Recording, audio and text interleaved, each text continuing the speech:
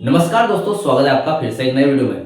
तो दोस्तों, डोट ने नया सर्कुलर चालू किया है जिसके तहत जो भी 1 मई 2023 से के बाद में जितने भी कर्मचारी रिटायर हुए हैं उनको बहुत ही बड़ा फायदा होने वाला है। 1 मई 2023 के बाद रिटायर होने पर उनकी जो पेंशन है उसमें सीधी 2000 रुपए की सीधी बढ़ोतरी होने वाली है। ठीक है, अब ये बढ़ोतरी कैसे होगी और यहाँ पर डोट ने क्या यहाँ पर फैसला किया है, डीपी द्वारा क्या आदेश निकल कर आया है, सारी जानकारी विद डिटेल तरीके से आज इस वीडियो में हम समझने वाले हैं। तो चैनल पर नए तो सब्सक्राइब करें। मेरा नाम है सुनील विश्वकर्मा। जानकारी यूजफुल लगे तो एक लाइक करके जरूर जाना। चलिए दोस्तों, बढ़ाते हैं वीडियो को आगे। तो दोस्तों देखिए, यहाँ पर सीधी सी बात है, डोट ने अगर कुछ निकाला है तो वो जरूर लागू होगा, क्योंकि यहाँ पर देखिए 1 मई 2023 से के बाद में बहुत सारे ऐसे कर्मचारी हैं जो रिटायर हुए हैं जिनको जो फायदा है 3% इंक्रीमेंट का फायदा मिलना रह गया था। ठीक है, और क्यों रह गया था वो भी आज इस वीडियो में आपको बताऊंगा। ठीक है, ये वास्तव में उन लाखों सरकारी कर्मचारी और पेंशन भोगी के लिए गेम चेंजर जैसा है, जैसे कि आपका पहले गेम क्या था और अब क्या हो गया। मतलब आपकी किस्मत थोड़ी सी बदलने वाली है। जिन्होंने सालों तक कोर्ट कचहरी के चक्कर काटे, दूर संचार विभाग डोट का यह स्पष्टीकरण है, न केवल पेंशन बढ़ाना बल्कि सेवा की गरिमा को स्वीकार करता है। ठीक है, ये जो पूरा मामला है इसको विस्तार से समझते हैं। देखिए दोस्तों, ये बात आपको मैं वीडियो के फर्स्ट में बता दूं कि ये जो आज की अपडेट है ये केंद्रीय कर्मचारियों के लिए भी है और डोट ऑब्जर्व पेंशनर्स के लिए भी है। मतलब ये जो आज की अपडेट है ये केंद्रीय पेंशनर्स के लिए भी है और डोट ऑब्जर्व पेंशनर्स के लिए भी है। यानी कि अगर आप पेंशनर्स है और 1 मई 2023 के बाद रिटायर हुए तो आपके लिए, दोनों के लिए पूरा फायदा है। ठीक है, क्योंकि यहां पर सरकार क्या है, नोशनल इंक्रीमेंट देने वाली है आपको। ठीक है, अब ये नोशनल इंक्रीमेंट का क्या मतलब है, असली मतलब क्या है, ये समझते पहले। देखिए, साधारण भाषा में नोशनल इंक्रीमेंट का अर्थ ये है कि काल्पनिक या फिर कैलकुलेशन के उद्देश्य से होता है। ठीक है, सबसे पहले प्रैक्टिकली अंतर की बात करूं, जब भी कोई कर्मचारी 30 जून को रिटायर होता है, ठीक है, यानी कि कोई भी कर्मचारी अगर 30 जून को रिटायर हुआ है या फिर 31 दिसंबर को रिटायर हुआ है, ठीक है, तो वह 1 जुलाई को दफ्तर नहीं जाता है। ठीक है, क्यों नहीं जाता है, क्योंकि वो 30 जुलाई को पहले ही रिटायर हो चुका है, 30 जून को पहले ही रिटायर हो चुका है।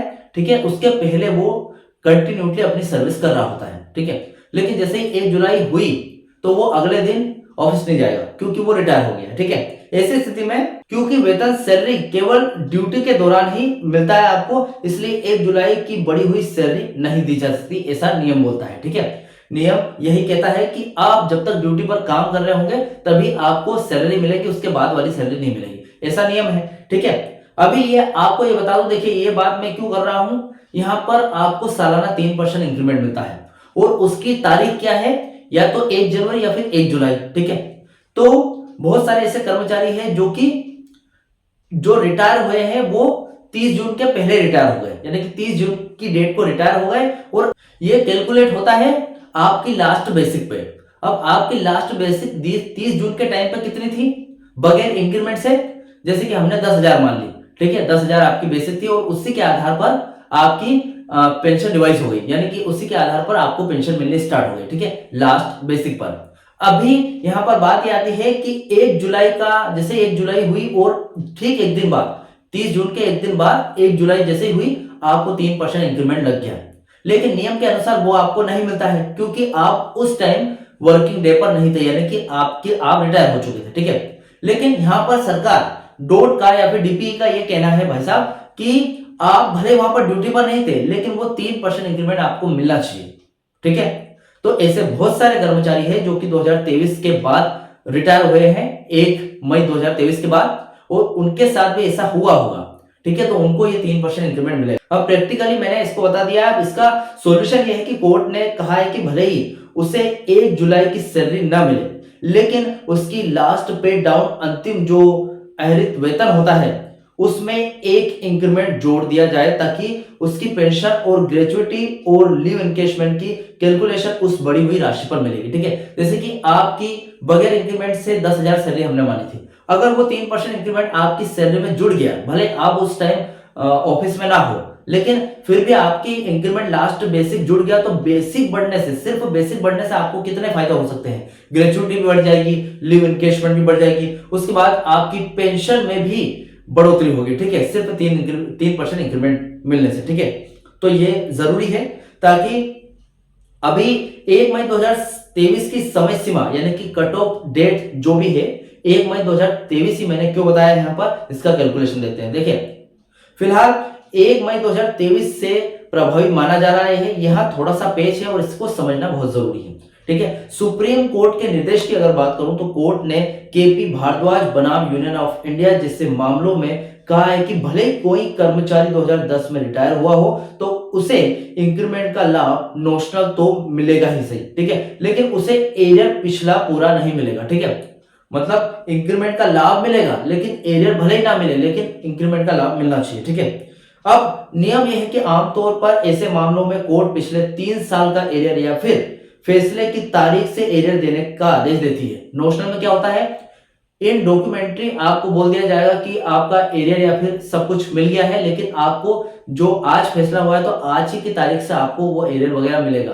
पिछला बकाया नहीं मिलेगा। ठीक है, डोड ने 1 मई 2023 की जो तारीख पकड़ी है वो सुप्रीम कोर्ट के इस एक बड़े फैसले यानी कि सीपी नंबर 1731 जो कि 2017 में हुआ था के संदर्भ में है। इसका मतलब यह है कि पेंशन तो सबकी रिवाइज होगी लेकिन जेब में पैसा यानी कि बकाया 1 मई 2023 के बाद वाला ही आएगा। ठीक है, यानी कि भले आप इसके पहले रिटायर हुए हो 1 मई 2023 के पहले, तो आप जैसे कि 2017 में रिटायर हुए या फिर 2016 में, तो 2016 से लेके 2023 के बीच का आपको एरियर नहीं मिलेगा नियम के हिसाब से। और नियम कहता है कि 1 मई 2023 के बाद से लेके अब तक का पूरा एरियर आपको दिया जाएगा। और एरियर आपको हो सकता है कि आपकी सैलरी, आपकी जो बेसिक उस टाइम थी, अगर जैसे हमने 10,000 मानी थी, लेकिन अगर आपकी बेसिक उस टाइम 40,000 होगी तो उसी के हिसाब से उसी बेसिक पर 3% इंक्रीमेंट लगाया जाएगा और 3% इंक्रीमेंट के बाद उसी बेसिक पर वापस से आपकी ग्रेचुइटी, लिव इंकेशमेंट और पेंशन को जोड़ा जाएगा। और जो पिछला एरियर आपको दे चुके हैं यानी कि पिछला पेंशन आपको दे चुके हैं और नया पेंशन जो कि वापस से अपडेट होकर आएगा उसके बीच का जो अंतर है वो आपको मिलेगा। समथिंग 1 से 2,000 रुपए आपकी पेंशन में बढ़ के जरूर आएंगे। अब 2023 से 24, 25, 26 हो गया आज, तो 2 साल 2-3 महीने का ये जो एरियर बनता है वो आपको जरूर मिलेगा। ठीक है, अब अगर कैलकुलेशन की बात करूं तो मान लीजिए कि कर्मचारी 30 जून 2020 को रिटायर हुआ है। अब हम पूरा कैलकुलेशन करके देखेंगे पुराने नियम के अनुसार और नोशनल नियम जो भी लागू हुआ था उसके अनुसार। ठीक है, अभी बेसिक पे रिटायरमेंट की जो बेसिक पे है वो कितनी है, 80,000 मान लेते हैं। ठीक है, बेसिक पे तो भाई साहब देखिए यहाँ पर 80,000 मान लेते हैं पहले, क्योंकि बहुत सारे एग्जीक्यूटिव एम्प्लॉयज है जिनका बेसिक पे ही बहुत है। ठीक है, तो हमने 80,000 बेसिक पे मान लिया। ठीक है, पहले यहाँ पर बेसिक पे लिख लेते हैं ताकि आपको पूरा समझ में आए। बेसिक पे है 80,000 के करीब, मेरा मार्कर चल गया भैया। ठीक है, तो 80,000 के करीब है। यहाँ पर अगर 3% इंक्रीमेंट जोड़े तो 80,000 का 3% इंक्रीमेंट भाई साहब बनता है, कितना बनता है, 2,400। ठीक है, ये बनता है रिवाइज बेसिक पेंशन। ठीक है, तो आपकी रिवाइज बेसिक पेंशन कितनी बनेगी, दोनों को हम यहाँ पर प्लस कर लेंगे। ठीक है, इन दोनों को तो कितनी बनेगी, 82,400। ठीक है, ये बन गई। उसके बाद यहाँ पर डियरनेस रिलीफ, यहाँ डियरनेस रिलीफ मिलेगी आपको 50% के समय। ठीक है, जो कि कितना बनेगी, क्योंकि ये बकाया है। अब बकाया की जो डियरनेस रिलीफ है 50% के हिसाब से मिलेगी, क्योंकि 2023 से लेके 2017 से इफेक्टिव डेट है, 2017 से 2026 तक की डियरनेस रिलीफ 50% बनती है। तो ये समथिंग आपकी